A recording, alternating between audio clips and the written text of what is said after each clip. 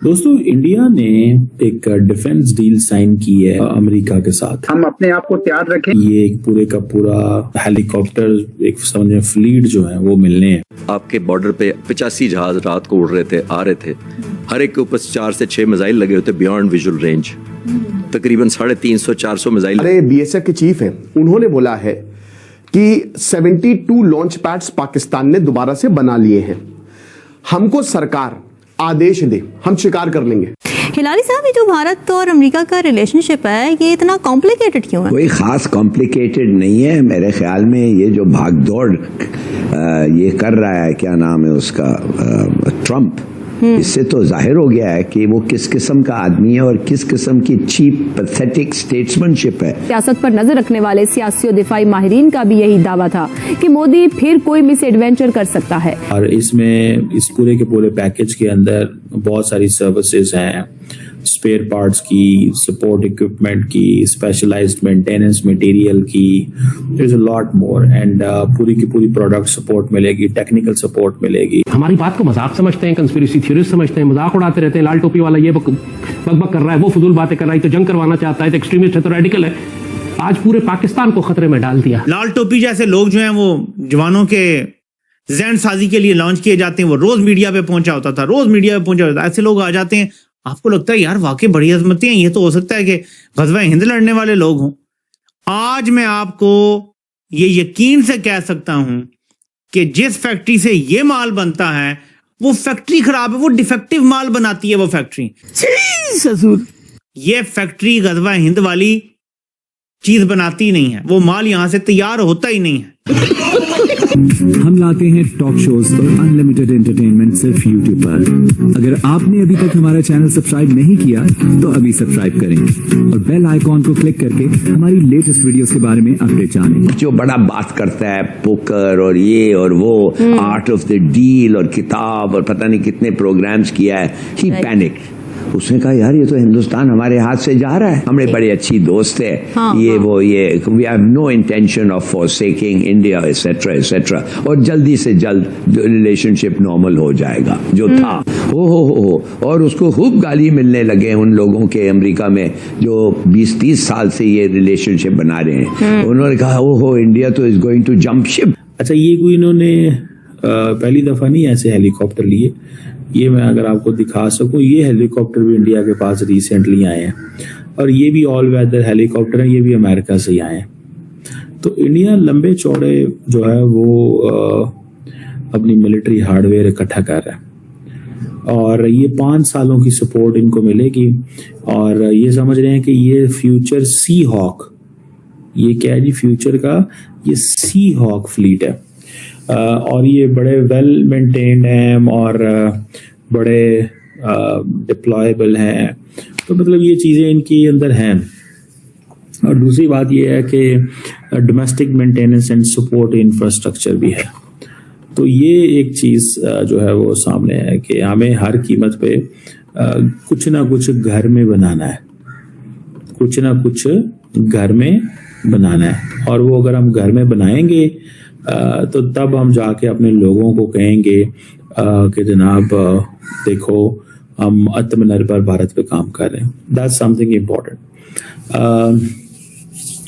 America और India की deal वो जो है टेंशन्स भी चल रही हैं टैरिफ की, लेकिन क्या इंडिया ये कर सका है या कह सका है कि हाँ जी हम असला नहीं लेते, कि तुमने हमारे ऊपर सैंक्शंस लगा दी हैं, 50% टैरिफ लगा दिया, हम तुमसे असला नहीं लेंगे। नहीं, देखिए ये होता है आप रास्ते ओपन रखते हैं। आप क्या करते हैं, आप रास्ते ओपन रखते हैं। That is something significant. रास्ते ओपन रखना, चीजें करना, ये एक चीज जो है वो दैट इज देयर। लेकिन अदर देन दैट, रास्ते ओपन करने के अलावा भी जो है वो बहुत सारी ऐसी चीजें हैं जिसमें वो समझते हैं कि हमें ये टेक्नोलॉजी और कहीं से नहीं मिलेगी, ये टेक्नोलॉजी और कहीं से नहीं मिलेगी। और उसकी टेक्नोलॉजी ना मिलने की जो वजह है वो ये है कि और कोई मुल्क जो है वो अगर आप उससे लेते हैं, अगर आप किसी और मुल्क से ये चीज़ लेते हैं तो उसकी वो क्वालिटी नहीं है, उसकी वो क्वालिटी नहीं है। ये फैक्टर तो उनको नज़र आ रहा होता है ना कि क्वालिटी नहीं है उनकी, ठीक है जी। और फिर दूसरा ये है कि अमेरिकन भी खुश हो जाते हैं क्योंकि इन रियलिटी वो ये समझते हैं कि यार जिसे वो कहते हैं ना थोड़ा थोड़ा विंडो या रास्ता जो है उसको खुला रखना चाहिए। अगर हमने ये रास्ते खुले ना रखे क्योंकि अमेरिकन आजकल थोड़ा सा इंडिया के ऊपर टफ लाइन लेते हैं, तो वो मोदी साहब जो है ना वो समझते हैं कि ये रास्ते खुले रखो, रास्ते खुले रहेंगे तो हम ये कह सकते हैं कि भाई साहब हमारा जो फ्यूचर है वो हमारी मल्टी अलाइनमेंट, जबकि रियलिटी में इंडिया जो है वो इस चीज़ को समझता है कि अलाइनमेंट किसी के साथ भी नहीं है। ट्रस्ट में इंडिया ये समझता है कि ये अलाइनमेंट जो है वो ये किसी के साथ भी नहीं है।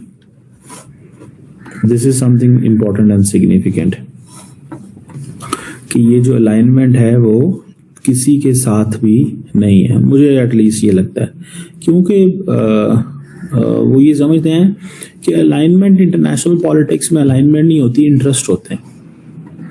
इंटरनेशनल पॉलिटिक्स में आपकी कोई अलाइनमेंट नहीं है, इंटरेस्ट है।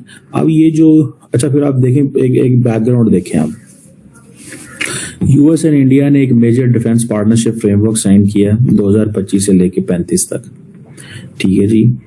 अब जो इसका मतलब क्या है, ये बायलैटरल डिफेंस कोऑपरेशन को बढ़ाएगा, मिलिट्री जो इंटरऑपरेबिलिटी है उस पर काम करेगा, joint exercises, technological collaboration, logistic and information, land air sea, बहुत कुछ में होगा, ठीक है ना जी, बहुत कुछ होगा इसमें। That's what I understand, that's what I realise, ठीक है जी। और ये जो टेक्नोलॉजी में या इंडस्ट्री स्ट्रेटेजिक कोलैबोरेशन है वो इंडियंस चाहते हैं कि हम ये करें इनके साथ। और ये सिर्फ ये नहीं है, सेमीकंडक्टर एंड क्रिटिकल मिनरल्स के चक्कर में भी वो समझते हैं कि ये सप्लाई चेन और क्रिटिकल मिनरल्स प्रोसेसिंग जो है लिथियम की और रेयर अर्थ मेटल्स की हाईटेक मैन्युफैक्चरिंग की, ये भी ज़रूरी है।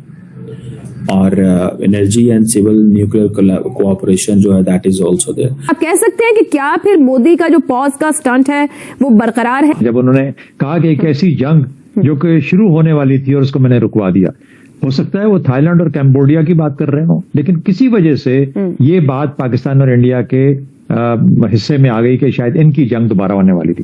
कश्मीर भारत खा गया, इन्हें परवाह ही नहीं। सिंतास मुआहदा आज के दिन भी मुअत्तल है। आखिर हम जंग जीत गए, 6 महीने 7 महीने हो गए हैं, अभी भी सिंतास मुआहदा मुअत्तल है, कोई कानों में जू भी नहीं रेंगी। और ठीक है जी, वो जब डैम बनाएंगे तो हम मिसाइल मार के तबाह कर देंगे। तुम्हारे बाप का राज है तो मिसाइल मारोगे तो वो बैठे रहेंगे? उन्होंने मिसाइल मार मार के तुम्हारा भुरकस निकाल दिया था। उन्होंने तो नूर खान एयरबेस पे भी मिसाइलों की बारिश कर दी थी। तुम लोग वहां बैठे हुए थे, हम क्या करें, अमेरिका से हुक्म नहीं आ रहा। तुम तो अमेरिका की मर्जी के बगैर एक जवाब नहीं दे सकते। औकात तुम्हारी है नहीं, तुम डैम तबाह कर दोगे।